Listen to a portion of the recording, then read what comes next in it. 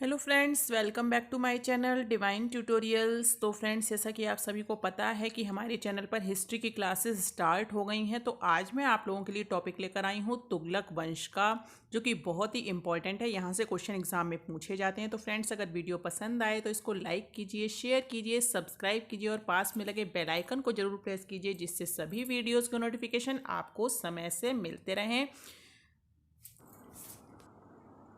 तो चलते हैं, देखिए, तुगलक वंश की तरफ। तो तुगलक वंश जो था वो 1320 से 1398 ईस्वी तक रहा था। तो देखिए, 5 सितंबर 1320 ईस्वी को खुसरो खां को पराजित करके गाजी मलिक या तुगलक गाजी गयासुद्दीन तुगलक के नाम से 8 सितंबर 1320 ईस्वी को दिल्ली के राज सिंहासन पर बैठा।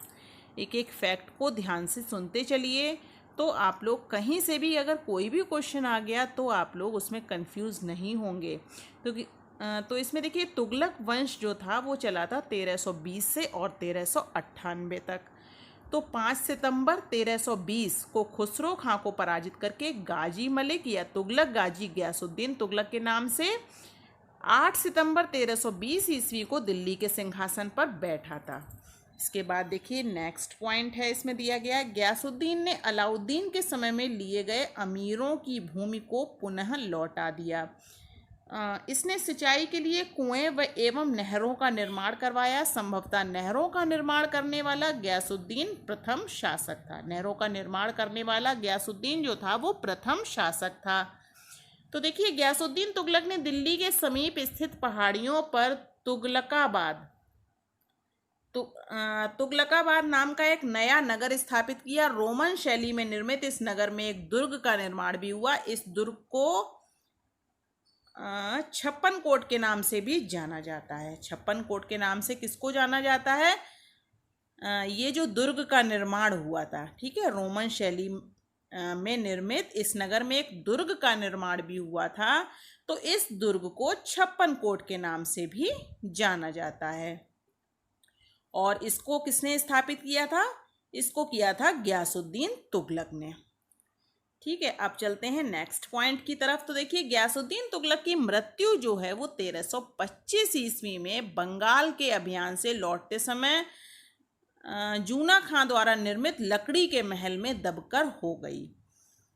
गयासुद्दीन के बाद जूना खां मोहम्मद बिन तुगलक के नाम से दिल्ली के सिंहासन पर बैठा। जूना खां जो था उसका क्या नाम था? उसका नाम था मोहम्मद बिन तुगलक। मोहम्मद बिन तुगलक के नाम से दिल्ली के सिंहासन पर बैठा कौन? जूना खां, जो कि मोहम्मद बिन तुगलक के नाम से दिल्ली के सिंहासन पर बैठा था। अब देखिए, मध्यकालीन सभी सुल्तानों में मोहम्मद तुगलक सर्वाधिक शिक्षित, विद्वान एवं योग्य व्यक्ति था। मोहम्मद बिन तुगलक को अपनी सनक भरी योजनाओं, क्रूर कृत्यों एवं दूसरे के सुख दुख के प्रति उपेक्षा भाव रखने के कारण स्वप्नशील, पागल एवं रक्त पिपासु कहा गया। मोहम्मद बिन तुगलक जो था उसको अपनी सनक भरी योजनाओं, सनकी था थोड़ा सा, उसे अपनी सनक भरी योजनाओं, क्रूर कृत्यों और दूसरे के सुख दुख के प्रति उपेक्षा भाव रखने के कारण कैसा कहा गया? स्वप्नशील, पागल एवं रक्त पिपासु। अब देखिए, मोहम्मद बिन तुगलक ने कृषि के विकास के लिए अमीर एक कोही नामक एक नवीन विभाग की स्थापना की। फिर आता है पॉइंट, देखिए, मोहम्मद बिन तुगलक ने अपनी राजधानी दिल्ली से देवगिरी में स्थानांतरित की और इसका नाम दौलताबाद रखा। अपनी राजधानी दिल्ली से देवगिरी में स्थानांतरित की और इसका नाम क्या रखा? दौलताबाद। अब देखिए, सांकेतिक मुद्रा के अंतर्गत मोहम्मद बिन तुगलक ने कांसा, जो कि क्या होता है? फरिश्ता के अनुसार, फिर देखिए तांबा, जो कि बरनी के अनुसार, धातुओं के सिक्के चलवाए जिनका मूल्य चांदी के रुपए टंका के बराबर होता था। एडवर्ड थॉमस ने मोहम्मद बिन तुगलक को प्रिंस ऑफ मनियर्स की संज्ञा दी। एडवर्ड थॉमस ने मोहम्मद बिन तुगलक को किसकी संज्ञा दी? Prince of moneyers. एग्जाम में पूछा भी जाता है। तो अब देखिए, नेक्स्ट पॉइंट आता है, ये पॉइंट बहुत ही इंपॉर्टेंट है। अफ्रीकी मोरक्को यात्री इब्न बतूता लगभग 1333 में भारत आया। सुल्तान ने इसे दिल्ली का काजी नियुक्त किया और देखिए 1342 ईस्वी में सुल्तान ने इसे अपने राजदूत के रूप में चीन भेजा। इब्न बतूता की पुस्तक रेहला, ये जो पुस्तक थी रेहला, ये किसने लिखी थी? ये लिखी थी इब्न बतूता ने। तो इब्न बतूता की पुस्तक रेहला में मोहम्मद तुगलक के समय की घटनाओं का वर्णन है। इसने अपनी पुस्तक में विदेशी व्यापारियों के आवागमन, डाक चौकियों की स्थापना यानी डाक व्यवस्था एवं गुप्तचर व्यवस्था के बारे में लिखा है। मोहम्मद तुगलक ने जिन प्रभासूर नामक जैन साधु के साथ विचार विमर्श किया था। मोहम्मद बिन तुगलक की मृत्यु 20 मार्च 1351 को सिंध जाते समय थट्टा के निकट गोडाल में हो गई थी। याद रखिएगा कब हुई थी? 1351 ईस्वी में 20 मार्च को। अब देखिए मोहम्मद बिन तुगलक के शासन काल में दक्षिण में हरिहर एवं बुक्का नामक दो भाइयों ने 1336 में स्वतंत्र राज्य विजयनगर की स्थापना की। ठीक है, विजयनगर की स्थापना जो है वो कब हुई थी? 1336 में। और किसने की थी? हरिहर एवं बुक्का ने। ठीक है, अब आता है हमारा अगला पॉइंट। महाराष्ट्र में अलाउद्दीन बहमन शाह ने 1347 ईस्वी में स्वतंत्र बहमनी राज्य की स्थापना की।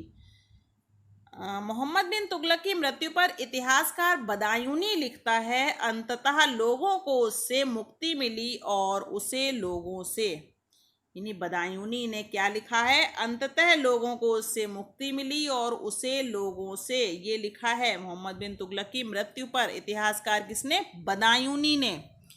अब आता है नेक्स्ट पॉइंट। तो देखिए मोहम्मद बिन तुगलक शेख अलाउद्दीन का शिष्य था। मोहम्मद बिन तुगलक किसका शिष्य था? तो वो था शेख अलाउद्दीन का। वह सल्तनत का पहला शासक था जो अजमेर में शेख मोइनुद्दीन चिश्ती की दरगाह और बहराइच में सालार मसूद गाजी के मकबरे में गया।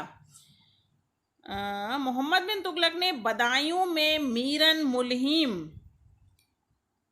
दिल्ली में शेख निजामुद्दीन औलिया, मुल्तान में शेख रुकनुद्दीन, अजुधन में शेख मुल्तान आदि संतों की कब्र पर मकबरे बनवाए। फिरोज तुगलक का राज्याभिषेक थट्टा के नज़दीक 20 मार्च 1351 ईस्वी को हुआ। पुनः फिरोज का राज्याभिषेक दिल्ली में अगस्त 1351 ईस्वी को हुआ। खलीफा द्वारा इसे कासिम अमीर उल मोमीन की उपाधि दी गई।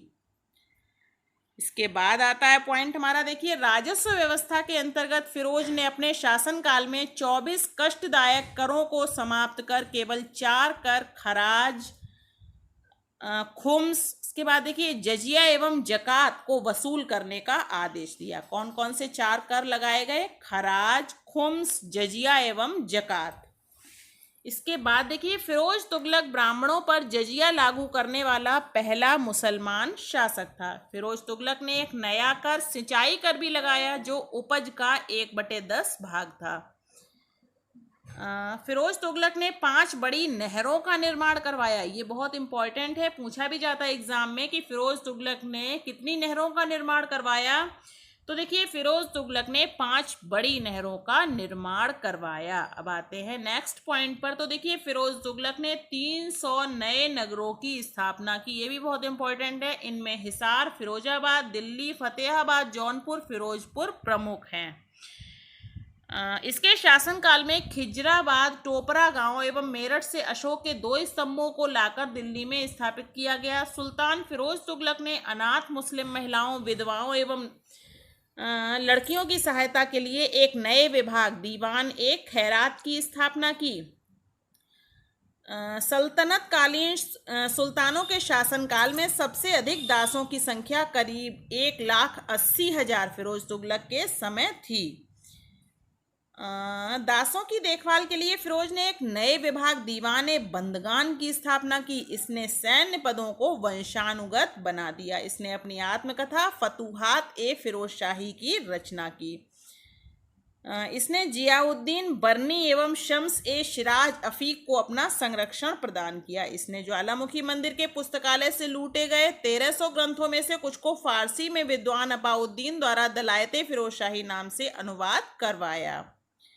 अब देखिए, इसने चांदी एवं तांबे के मिश्रण से निर्मित सिक्के भारी संख्या में जारी करवाए, जिसे अद्धा एवं बिख कहा जाता था। फिरोज तुगलक की मृत्यु सितंबर 1388 ईस्वी में हो गई, यानी कि 1388 ईस्वी में फिरोज तुगलक की मृत्यु हो गई। कब हुई थी? सितंबर में। फिरोज काल में निर्मित खान ए जहां तेलंगानी के मकबरा की तुलना जेरूसलम में निर्मित उमर के मस्जिद से की जाती है।